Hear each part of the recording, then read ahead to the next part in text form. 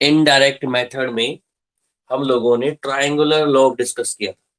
Triangular law एक तो accessible object के लिए, जिस तक हम पहुंच सकते हैं, जिस तक हमें डिस्टेंस पता होगी। एक इनएसेसिबल ऑब्जेक्ट के लिए, जहां तक की डिस्टेंस हमें नहीं पता होगी। हमने इन दोनों के लिए कैलकुलेट की थी। उसके बाद हम लोगों ने एसेसिबल और इनएसेसिबल के बाद आपको बताया था पैरेलैक्स फिनोमेना क्या होती है। पैरेलैक्स फिनोमेना क्या होती है कि अगर हम किसी ऑब्जेक्ट को, है ना, अपनी अलग अलग आई साइड, लेफ्ट आई साइड और राइट आई साइड की हेल्प से देखें, एक आई साइड क्लोज करें, लेफ्ट से देखें, फिर राइट से क्लोज करें, लेफ्ट को क्लोज करें, राइट से देखें, तो होता क्या है, ऑब्जेक्ट की पोजीशन में शिफ्टिंग आती है। उसी शिफ्टिंग को क्या बोलते हैं हम? पैरालैक्स, है ना।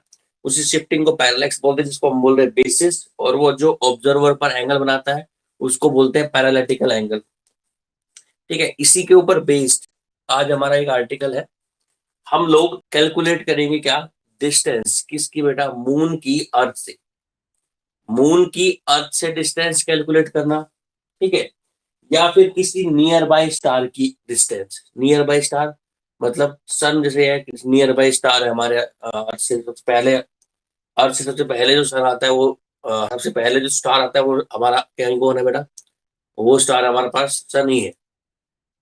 तो ऐसे ही कोई नियर बाय स्टार हमारी अर्थ से है, उससे अर्थ के बीच की डिस्टेंस कैलकुलेट करना, या फिर किसी मून, कोई भी मून हमारे पास, उस मून की अर्थ से डिस्टेंस कैलकुलेट करना। दोनों काम किसकी हेल्प से हो सकते हैं? पैरालैक्स मेथड की हेल्प से हो सकते हैं। तो आज का आर्टिकल यही है। क्या कैलकुलेट करना है बेटा? To calculate the distance of moon from earth. To calculate distance of moon from earth, ठीक है। या फिर आप कैलकुलेट करते हैं to calculate the distance of near by star, near bye star from earth, ठीक है। नियर बाय स्टार की और इन दोनों की, ये दोनों कैलकुलेशन बिल्कुल डिट्टो सेम है। इनका डेरिवेशन बिल्कुल सेम है, ठीक है। अब बोल सकते हो या तो अब मैं मून की जगह पर नियर बाय स्टार ले लूं, या फिर मैं मून की जगह पर क्या ले लूं, सॉरी, नियर बाय स्टार की जगह पे क्या ले लूं, मून। दोनों का काम सेम है, दोनों का डेरिवेशन सेम है, आप टेंशन ना ले, ठीक है। डेरिवेशन में इतनी प्रॉब्लम आपको नहीं आएगी। क्लियर है? बोर्ड क्लियर दिख रहा है ना आपको? चलो, उसके बाद मान लो कोई आपसे दूर स्टार है, जिसको बोलते हैं far star, far away star. उसकी डिस्टेंस कैलकुलेट कैसे करेंगे? To calculate the distance of far away star. Far away star जो मतलब जो स्टार हमारे से बहुत दूर है, उनकी डिस्टेंस कैलकुलेट करनी है, ठीक है, फ्रॉम अर्थ। इसके लिए जो मेथड यूज होता है, उस मेथड का नाम है inverse square method. Inverse square. तो आज हम ये दोनों चीज पढ़ेंगे। एक तो ये पढ़ेंगे कि हम किसी मून की अर्थ से डिस्टेंस कैसे कैलकुलेट कर सकते हैं, कौन से मेथड की हेल्प से? पैरालैक्स मेथड की हेल्प से। या फिर हम ये पढ़ेंगे किसी भी मून की हम डिस्टेंस कैलकुलेट करें अर्थ से, या फिर किसी नियर बाय स्टार की डिस्टेंस कैलकुलेट करें अर्थ से। कौन से मेथड से बेटा? पैरालैक्स मेथड से, ठीक है। या फिर हम पढ़ेंगे हम क्या, किसी फार अवे स्टार की, कोई स्टार हमसे बहुत दूर है, कोई फार अवे स्टार है, उस फार अवे स्टार की डिस्टेंस कैलकुलेट करेंगे हम किससे बेटा? मून, अर्थ से। उसके लिए कौन सा मेथड यूज करेंगे? Inverse square method. और इसके लिए कौन सा मेथड यूज करेंगे बेटा? पैरालिटिकल मेथड, ठीक है, जो कि पढ़ चुके हैं पहले। तो सबसे पहले हम पहला काम करेंगे, उसके बाद दूसरे दोनों चीज आज ही कंप्लीट करने वाले हैं। तो देखो कैसे क्या करना है। सबसे पहले हम लोग एक डायग्राम बना के समझते हैं कैसे हम मून की डिस्टेंस कैलकुलेट करेंगे। मून की जगह पर आप नियर बाय स्टार भी यूज कर सकते हो। तो मैं दोनों का ही एक साथ करके दे रहा हूं। मान लो ये आपकी अर्थ क्रस्ट है, ये आपकी अर्थ क्रस्ट है, ठीक है। अर्थ का कोई पोर्शन मैंने ले लिया, वैसे तो ऑब्वियस बात है, आपको पता है स्फेरिकल है, पर मैंने अर्थ का कोई पोर्शन ले लिया। ये हमारे पास क्या है बेटा, अर्थ।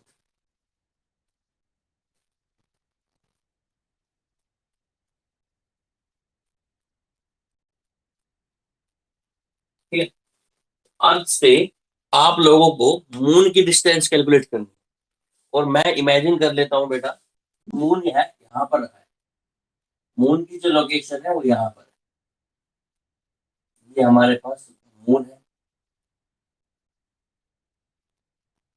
ठीक है। इसकी लोकेशन यहाँ पर, ये अर्थ है और ये मून है। अर्थ से मून के बीच की डिस्टेंस कैलकुलेट करनी है। कौन से मेथड का यूज करके, पैरालैक्स मेथड का यूज करके। इस मून की जगह पर कोई नियर बाय स्टार भी हो सकता है, नियर बाय स्टार। एग्जाम में ना आपसे पूछेगा, क्या ये पूछेगा कि क्या नियर बाय स्टार की डिस्टेंस कैलकुलेट करनी है, कौन से मेथड से होगी। आपसे सीधा क्वेश्चन नहीं पूछेगा, which method is use to calculate the distance of near by star. आप लिखोगे सीधा पैरालैक्स मेथड। या which method is use to calculate the distance of moon from the अर्थ।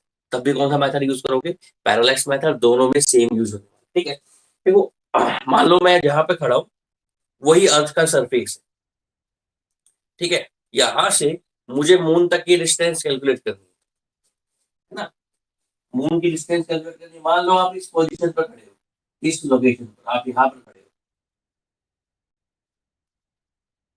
आपके पास एक डिवाइस तो होगा। कौन सा डिवाइस, जो एंगल मेजर करेगा, उस डिवाइस का नाम है सेक्सटेंट। आप यहाँ पर खड़े हो, ठीक है, यहाँ पर खड़े हो, ये आपका मून है। आपको मून से किसकी डिस्टेंस निकालनी है, अर्थ के बीच की डिस्टेंस निकालनी है, ठीक है। यहाँ पर आप खड़े हो, तो जहां आप खड़े हो आपको वहां खड़े होकर एक स्टार देखना है, जो कि फार अवे स्टार हो, जो तुम्हारे से बहुत ज्यादा दूर हो। फार अवे स्टार की क्या लोकेशन है बताता हूँ। फार अवे स्टार का क्या उसकी बेनिफिट है, क्या उसकी खासियत क्या है। जैसे हम यहाँ पर खड़े हैं और हम किसी बहुत दूर वाले स्टार को देखते हैं, तो वो बिल्कुल हमारे को हमारे सिर के ऊपर नजर आएगा। और आपको ऐसा ही स्टार चूज करना है जो बिल्कुल आपके सिर के ऊपर हो, ठीक है। आप यहाँ पे खड़े हो, आपने देखा एक स्टार, इसको मिटा देता हूँ डायग्राम के लिए ना। आपने देखा एक स्टार बेटा, जो कि बहुत दूर है, फार अवे है, वो यहाँ पर है, ये स्टार। ये कैसा स्टार है बेटा, फार अवे स्टार। कोई भी एक फार अवे स्टार, उसको ध्यान में रखो, उसको उसको पोजीशन, उसको ओरिएंट कर लो, उसको फिक्स कर लो। वो काम करेगा आपकी मून से अर्थ के बीच की डिस्टेंस कैलकुलेट कराने में, ठीक है। तो आपने फार अवे स्टार देख लिया। जैसे ही आप फार अवे स्टार देखोगे बेटा, चूज करोगे, है ना, आपको पता लगेगा वो फार अवे स्टार बिल्कुल आपके हेड के ऊपर है, मतलब बिल्कुल आपके सिर के ऊपर है ये फार अवे स्टार। और आपने ये चीज प्रैक्टिकली ऑब्जर्व भी की होगी कि जो फार अवे स्टार होते हैं, जो बिल्कुल हमारे सिर के ऊपर होते हैं, हम वहां से कितनी ही आगे चले जाए, मान लो मैं यहाँ खड़ा हूँ, वो फार अवे स्टार यहाँ है ना, मैं थोड़ा इधर चला जाता हूँ तो फार अवे स्टार भी साथ साथ चलता है, क्योंकि उसकी डिस्टेंस मुझसे बहुत ज्यादा दूर है। तो मैं अगर 100 मीटर, 200 मीटर या 1 किलोमीटर इस साइड भी चला जाऊँ ना, तो भी वो फार अवे स्टार मेरे को कहाँ नजर आएगा, सिर के ऊपर ही नजर आएगा। मान लो अभी आप यहाँ पर हो, तो फार अवे स्टार आपको यहाँ नजर आएगा। कुछ टाइम बाद मान लो यहाँ पर आ गए आप, इस पॉइंट पर आ गए आप, इस लोकेशन पर आ गए, इस पॉइंट ए से कहां पर आ गए, इस पॉइंट बी पर आ गए, तब भी ये फार अवे स्टार आपको कहां नजर आएगा बेटा, आपके सिर के ऊपर टॉप पर ही नजर आएगा। ये खासियत है उस फार अवे स्टार की, इसलिए हमने एक ऐसा स्टार चूज किया है जो हमसे बहुत दूर है। क्लियर है, बात समझ में आई, ठीक है। तो आप अपनी लोकेशन चेंज करोगे, तो लोकेशन चेंज करने के बाद भी आपके सिर पर ही रहेगा वो फार अवे स्टार, ठीक है। आपको दो लोकेशन मिल गई, एक लोकेशन ये ए, एक लोकेशन ये बी। अब आपके पास एक डिवाइस है जिस डिवाइस का नाम हमने रखा है सेक्सटेंट। उस सेक्सटेंट डिवाइस की हेल्प से आप लोग क्या करोगे, आप लोग उस फार अवे स्टार और इस मून के बीच में एंगल मेजर करोगे। अब इस फार अवे स्टार और मून के बीच में जो एंगल है वो हमने मेजर किया इन दोनों के बीच में, और वो किस डिवाइस से हेल्प से मेजर किया बेटा, सेक्सटेंट डिवाइस हेल्प से मेजर किया हमने। कि हमने एक वर्टिकल लाइन ड्रॉ कर ली, चाहो तो उसको स्ट्रेट लाइन ड्रॉ कर सकते हैं। ये हमारे पास एक वर्टिकल लाइन हो गई, ठीक है। तो हमने ये एंगल मेजर किया किसकी हेल्प से, ये वाला एंगल मेजर कर लिया सेक्शन डिवाइस की हेल्प से, और वो मान लिया हमने कितना है हमारे पास 5 1। कितना एंगल आया बेटा, 5 1। सेम जब आप इस लोकेशन पर पहुंचोगे, फिर उसी डिवाइस की हेल्प से, सेक्शन डिवाइस की हेल्प से आप ये वाला एंगल मेजर कर लोगे, और ये वाला एंगल कितना हो जाएगा आपके पास बेटा, 5 2। आपके पास दो एंगल आ गए। एक एंगल आपके पास कितना आ गया, 5 1 आ गया, और एक एंगल कितना आ गया आपके पास, 5 2। 5 1 वो एंगल है जो आपने लोकेशन ए पर बैठकर मून के और अर्थ स्टार, मून के और फार अवे स्टार के बीच में मेजर किया। 5 2 वो एंगल है जो आपने दूसरी जगह बैठकर मून के बीच में और अर्थ फार अवे स्टार के बीच में मेजर किया है। किसकी हेल्प से बेटा, सेक्सटेंट डिवाइस की हेल्प से। अब देखो ये 5 1 है, तो ये वाला एंगल कौन सा एंगल हो गया हमारे पास, अल्टरनेट एंगल। ये एंगल में कितना होगा हमारे पास, 5 हो जाएगा। फिर सुनो, और ये वाला एंगल कितना हो जाएगा बेटा, 5 2। ये वाला एंगल कितना हो जाएगा, 5 2 हो जाएगा। इसको मून बोल दिया एम, ये पॉइंट ए है, ये पॉइंट बी है। ध्यान से देखो इस लोकेशन को, इस सिचुएशन को बाहर निकालना मैं यहाँ से। ये हमारे पास मून है, ये लोकेशन, ये पॉइंट हो गया एक तो, और एक ये पॉइंट हो गया। इन दोनों के बीच का एंगल, ये वाला 5 1 है, ये वाला 5 2। टोटल एंगल कितना हो जाएगा, टोटल एंगल हो जाएगा 5 1 प्लस 5 2। ठीक है, ये हमारी लोकेशन वन थी, ए थी, और ये लोकेशन हमारे पास बी थी, और यहां से हम यहाँ तक गए। ठीक है, तो थीटा की वैल्यू पता है आपको, ये एंगल कितना होगा, टोटल थीटा पता लग गया।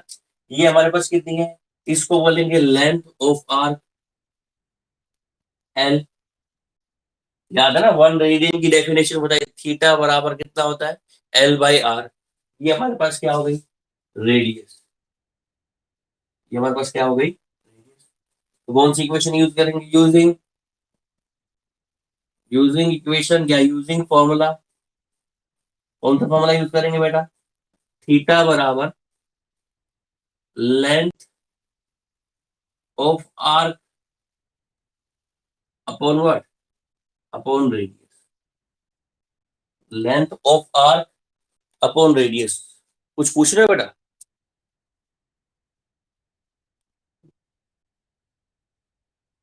इस चीज को कहां से बताओ बेटा।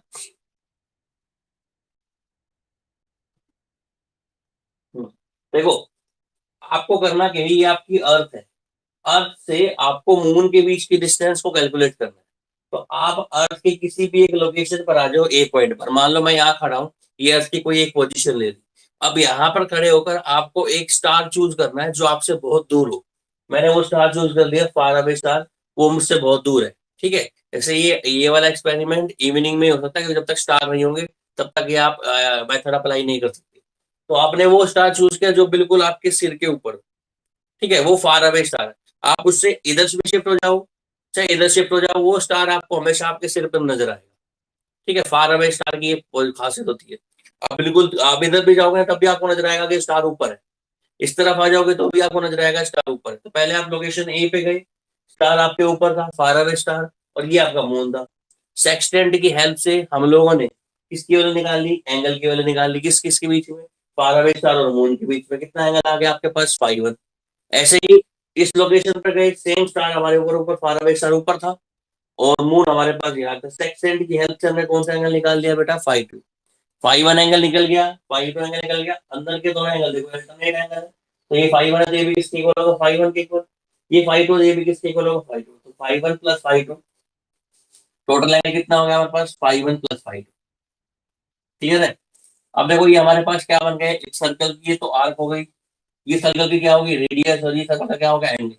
एक फॉर्मूला पता है हमको, थीटा बराबर क्या होता है, एल बाई आर। थीटा मतलब एंगल, एंगल किसके बराबर होता है, length of arc upon radius.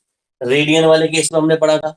अब लेंथ ऑफ आर्क कितनी है, ये एल, थीटा बराबर कितना हो जाएगा, देखो अब थीटा की वैल्यू बात करें हम, इस वाले केस में थीटा की वैल्यू कितनी है, five one plus five two. Theta की वैल्यू आपके पास five one plus five two बराबर, ये थीटा की वैल्यू हो गई। ठीक है, लेंथ ऑफ आर्क ए से लेकर कहां तक की डिस्टेंस, बी तक की डिस्टेंस, वो किसके बराबर है बेटा, एल के बराबर। और रेडियस किसकी डिस्टेंस, यहाँ से लेकर यहाँ तक की डिस्टेंस को क्या बोलते हैं हमने, आर्क। अब देखो फाइव वन और फाइव टू, इन दोनों की वैल्यू आपने मेजर करी कौन से डिवाइस की हेल्प से, सेक्सटेंड की हेल्प से। वहां से वो डिवाइस से five one five two measure हो गया। एल क्या है, एल लेंथ है, यहां से लेकर यहां तक की डिस्टेंस। मतलब आप अर्थ के किसी एक पॉइंट पे खड़े थे, जब फार अवे स्टार देखा आपने, फिर आप शिफ्ट होकर दूसरे पॉइंट पे गए, फिर आपने फार अवे स्टार देखा, तो आपको नोटिस करना है कि आप यहाँ से यहाँ तक कितनी डिस्टेंस पे चले, 10 किलोमीटर, 100 किलोमीटर, 50 किलोमीटर, या 20 किलोमीटर, या 20 मीटर, या 100 मीटर, जो भी डिस्टेंस आपने कवर करी, वो डिस्टेंस की वैल्यू कितनी देगी आपके पास, एल। मतलब करना कुछ नहीं है, आप यहाँ पे खड़े हो, यहाँ पे खड़े होके फार अवे स्टार देखो, मून देखो, उसके बीच में एंगल निकालो, कितना आया एंगल, फाइव। फिर शिफ्ट हो जाओ आप यहाँ से, मान लो 1 किलोमीटर उधर चले गए, फिर आपने फार अवे स्टार देखा, मून देखा, वहां से एंगल निकाला, कितना है, फाइव टू। फाइव वन और फाइव टू दोनों की वैल्यू आ गई। यहाँ से वहां तक कितनी डिस्टेंस पे गए हो आप, 100 मीटर डिस्टेंस पे गए हो, तो 100 मीटर किसकी वैल्यू देगी बेटा आपके पास, एल की। आर क्या है, मून के बीच में और अर्थ के बीच में ये डिस्टेंस, मून और अर्थ के बीच में जो डिस्टेंस है वो हमारे पास आर है, इसी को हमें कैलकुलेट करना है। तो आर क्या है, आर हमारे पास क्या है, distance, distance of moon from earth. ये है कि हमारे पास बेटा हमें आर की वैल्यू निकालनी थी, तो आर की वैल्यू क्या हो जाएगी इस इक्वेशन से, आर बराबर हो जाएगा L upon five one plus, तो इस फॉर्मूले की हेल्प से आप लोग फाइंड आउट कर सकते हो डिस्टेंस, किसकी डिस्टेंस बेटा, कोई नियर बाय स्टार या फिर मून की, किससे बेटा, अर्थ से। ठीक है, ये होप तो समझ में आया होगा सबको, इसमें किसी को डाउट। चलिए, इसके बाद मैंने आपको बताया था, ये तो हो गया far away, sorry near by star या फिर मून के बीच की अर्थ निकाला, डिस्टेंस निकाला। अगर आपको ऐसा स्टार दे दूं जो स्टार आपसे बहुत दूर है, मतलब फार अवे स्टार है, बहुत दूर है आपसे, तो उस फार अवे स्टार की जो डिस्टेंस निकलेगी, उस मेथड का नाम क्या है, इनवर्स स्क्वायर मेथड। क्या नाम है बेटा मेथड का, इनवर्स स्क्वायर मेथड। अगला आर्टिकल किसका है बेटा, अगला आर्टिकल ये इनवर्स स्क्वायर मेथड। देखो जिसने पहली क्लास ली थी मेरी, उसको इनवर्स स्क्वायर का मतलब पता होगा। इनवर्स स्क्वायर का मतलब मैंने आपको बताया था, जैसे हमने ग्रेविटेशनल फोर्स पढ़ा था और हमने इलेक्ट्रोस्टैटिक फोर्स पढ़ा था, मैंने वहां पर आपको बताया था कि अगर फोर्सेस की बात करें तो फोर्स जो होता है डिस्टेंस के इनवर्सली प्रोपोर्शनल होता है, इनवर्स स्क्वायर मेथड को फॉलो करता है। मतलब अगर आप डिस्टेंस को बढ़ाओगे तो फोर्स की वैल्यू कम होगी, और डिस्टेंस को घटाओगे तो फोर्स की वैल्यू क्या होगी, ज्यादा होगी। यहाँ पर वही मेथड यूज होने वाला है। ठीक है, इस मेथड का भी नाम क्या है, इनवर्स स्क्वायर मेथड। पर यहाँ पर ये मेथड यूज होगा किसके लिए बेटा, ये मेथड यूज होगा टू कैलकुलेट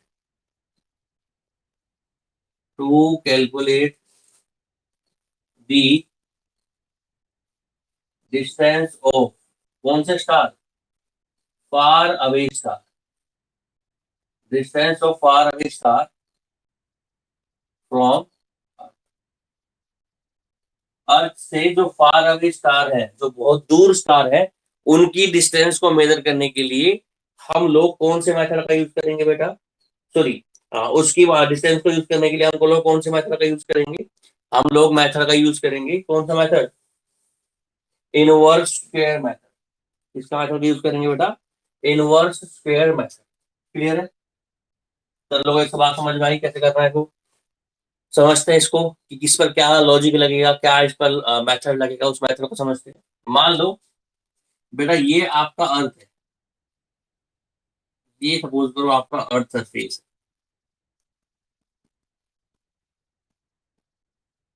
अर्थ सरफेस, ठीक है, ये आपका अर्थ सरफेस है। अर्थ सरफेस से ये कोई स्टार है बहुत दूर है आपसे, इस स्टार को हम बोल देते हैं फार अवे स्टार,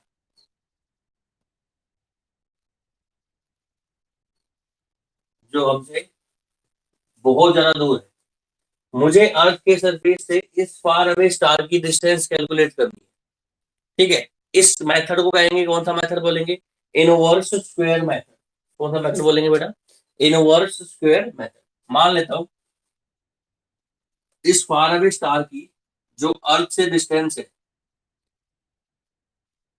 ये वाली डिस्टेंस हम लोग मान लेते हैं कितनी, लेट्स से R1। R1 क्या है? Distance of the far away star from the अर्थ, ठीक है। अब हम क्या करेंगे? अब हम जैसे कि हमने पैरेलैक्स मेथड से nearby sun, near by star की डिस्टेंस कैलकुलेट कर ली है, पैरेलैक्स मेथड से नियर बाय स्टार की डिस्टेंस कैलकुलेट कर ली, तो हम एक और स्टार लेंगे यहाँ पर जो कि अर्थ से नियर बाय है। ये है कौन सा डिस्टेंस? ये है नियर बाय स्टार। तो एक तो फार अवे स्टार ले लिया, इस फार अवे स्टार को बोल देते हैं एस स्टार, और नियर बाय स्टार को बोल देते हैं एस। इससे जो अर्थ की डिस्टेंस है, इस डिस्टेंस को बोल देते हैं बेटा हम R2। और ये डिस्टेंस तो हम कैलकुलेट कर सकते हैं नियर बाय स्टार की। कौन से मेथड से कैलकुलेट कर सकते हैं? पैरेलैक्स मेथड से, जो कि अभी हम एक पिछले आर्टिकल में अभी कवर कर रहे हैं जस्ट। तो ये डिस्टेंस हमने कैलकुलेट कर ली, R1 की वैल्यू कैलकुलेट कर ली, कौन से मेथड की हेल्प से? पैरेलैक्स की। अब इसकी हेल्प से हम R1 की वैल्यू निकालेंगे। अब सुनो कहानी क्या है। देखो स्टार है, स्टार अपने अंदर से लाइट इमिट करेगा, और जब स्टार अपने अंदर से लाइट इमिट करेगा तो लाइट की जो इंटेंसिटी है, इंटेंसिटी का मतलब क्या होता है? इंटेंसिटी का मतलब होता है कि मान लो ये आपके पास बल्ब है, ठीक है, इस बल्ब से लाइट की रेडिएशन बाहर निकल रही है, बल्ब से रेडिएशन क्या निकल रही है? बाहर। तो यहाँ पर आपने कोई छोटा सा एरिया बना दिया, आपने एक एरिया बना दिया, इस एरिया में से कितनी लाइट की एनर्जी पास हो रही है, इस एरिया में से कितनी लाइट की एनर्जी पास हो रही है, उस एनर्जी को क्या बोलते हैं? इंटेंसिटी। एग्जांपल देखो, मान लो कि बेटा ये आपका कोई बल्ब है, इलेक्ट्रिक बल्ब, या कोई स्टार है, या कोई source of energy light emit करने वाला कोई सोर्स है। इसने सोर्स ने लाइट को इमिट किया, और लाइट की एनर्जी इस एरिया में से पास होगी। कितनी एनर्जी इस एरिया में से पास होगी, उस एनर्जी को क्या बोलेंगे हम? Intensity of the light. क्या बोलेंगे बेटा? तो इंटेंसिटी ऑफ द लाइट की डेफिनेशन देना चाहो तो समझ सकते हैं। मान लो ये हमारे पास कोई सोर्स ऑफ लाइट है, और यहाँ सामने मैंने एक एरिया कंसिडर कर दिया। इस एरिया में से 1 सेकंड में इस एरिया की वैल्यू अगर मान लो 1 मीटर स्क्वायर है, कितनी है? 1 metre square.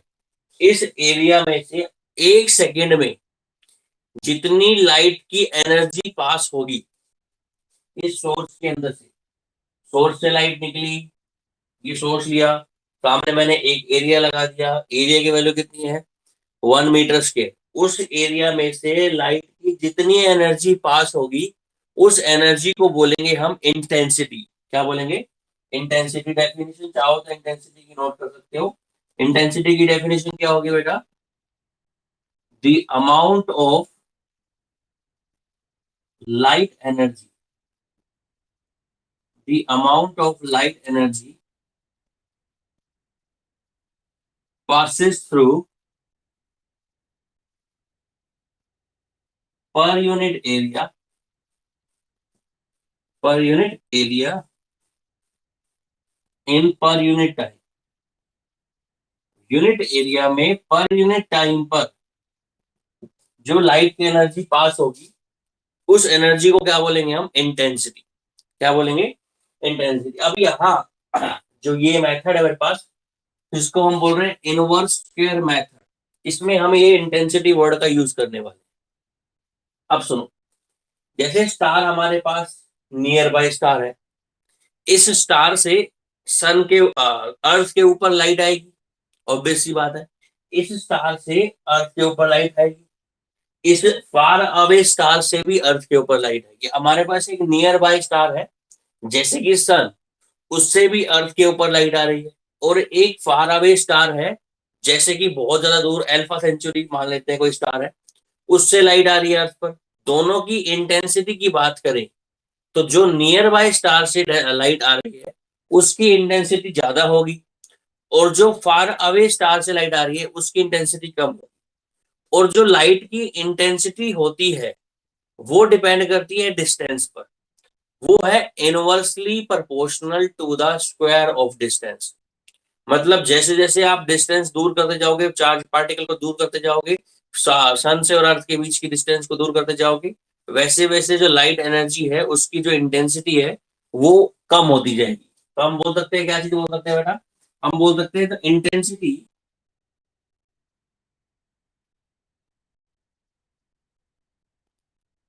Intensity of light किसके इनवर्सली प्रोपोर्शनल हम बेटा, स्क्वायर ऑफ डिस्टेंस। किसके इनवर्सली प्रोपोर्शनल बेटा, स्क्वायर ऑफ डिस्टेंस। मतलब अगर आप डिस्टेंस को बढ़ाओगे तो इंटेंसिटी जो है वो घटेगी। वन अपॉन कितना आ जाएगा, वन अपॉन आर स्क्र या एक्स स्क्र बोल सकते हो, आर स्क्र। डिस्टेंस को आप बढ़ा रहे हो, इंटेंसिटी की वैल्यू कम होगी। और किस पर डिपेंड कर रही है बेटा, उसके स्क्वायर पर डिपेंड कर रही है।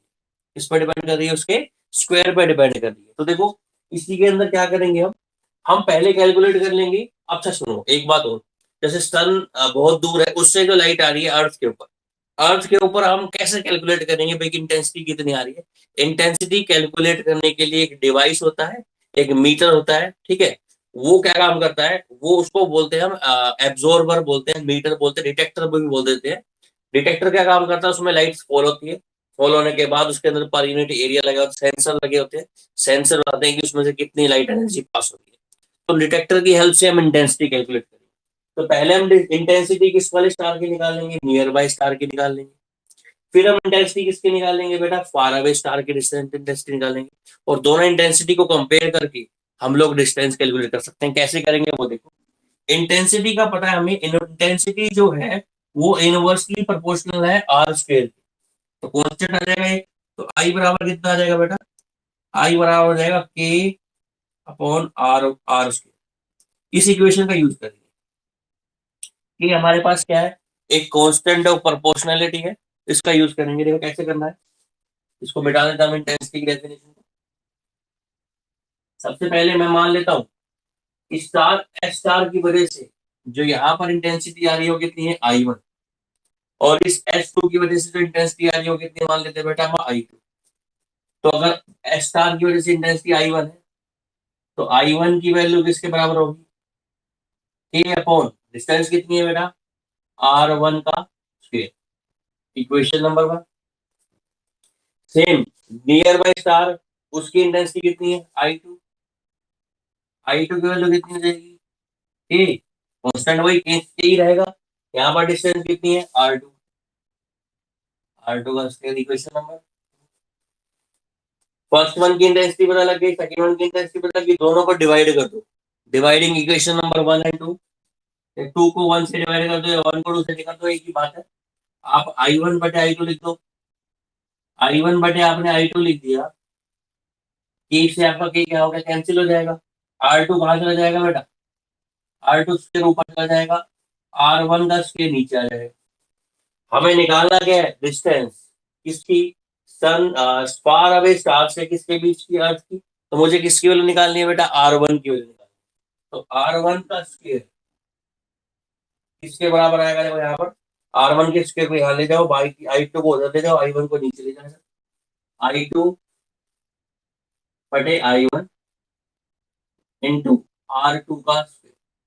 तो आर वन की वैल्यू निकालोगे तो आर टू का स्क्वायर का अंडर रूट करोगे तो कितना हो जाएगा बेटा, आर टू आ जाएगा सीधा, इंटू अंडर रूट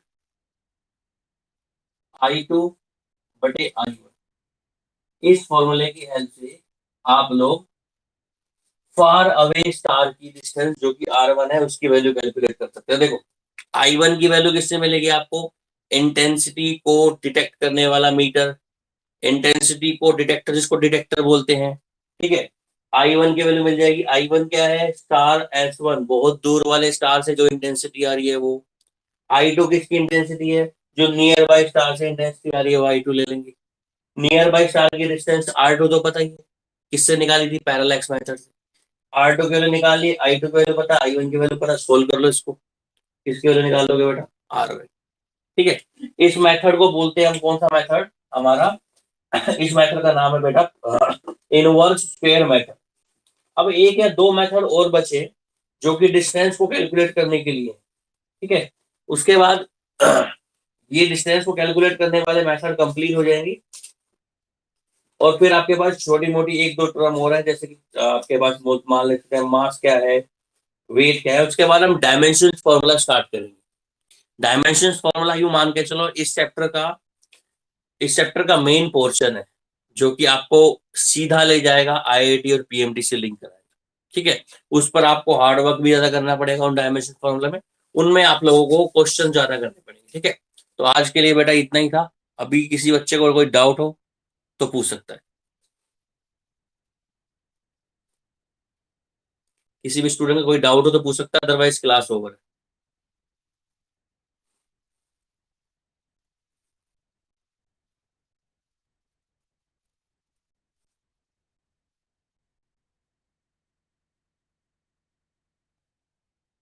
क्या चीज बेटा,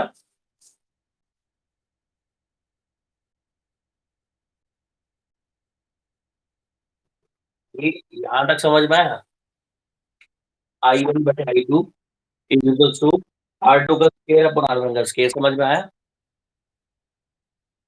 अब देखो यहाँ से मैंने क्या किया, मुझे क्या निकालना है, मुझे बेटा निकालना है R1, मतलब फार अवे स्टार से सन के बीच की डिस्टेंस निकालनी है। इस R1 की वैल्यू निकालनी थी, इस R1 को मैंने ऊपर कर दिया, R1 का स्क्वायर यहाँ पर आ गया, I2 साइड चला जाएगा, I2, I1 नीचे आ जाएगा, I1, तो I2/I1 तो ये हो गया, और यहाँ पर बचा कितना है, R2 का स्क्वायर। अब R1 स्क्वायर की वैल्यू निकालनी है, तो स्क्वायर को निकालना है, तो स्क्वायर को उस साइड ले जाओगे तो अंडर रूट हो जाएगा, उस साइड ले जाओगे तो अंडर रूट किस किस का हो जाएगा, I2 और I1 का अंडर रूट हो जाएगा, I2 और I1 का अंडर रूट हो जाएगा, और R2 का स्क्वायर उसका अंडर रूट करोगे तो स्क्वायर से अंडर रूट कैंसिल हो जाएगा, सिर्फ क्या बच जाएगा आपके पास, R2। इस टाइप को देख लो, अगर समझ नहीं आया दोबारा कर दो।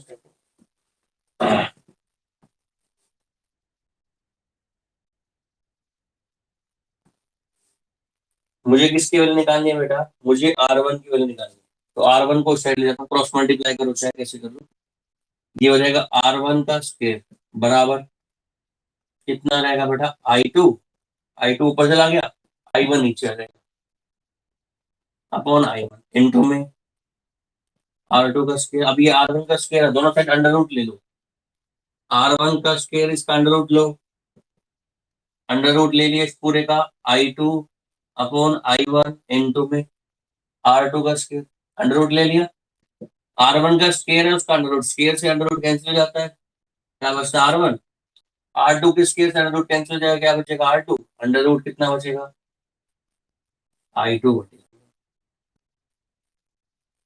सेम चीज, ठीक है।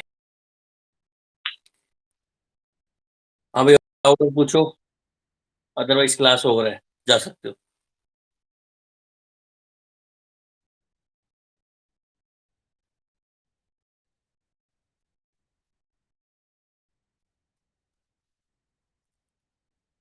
इंदर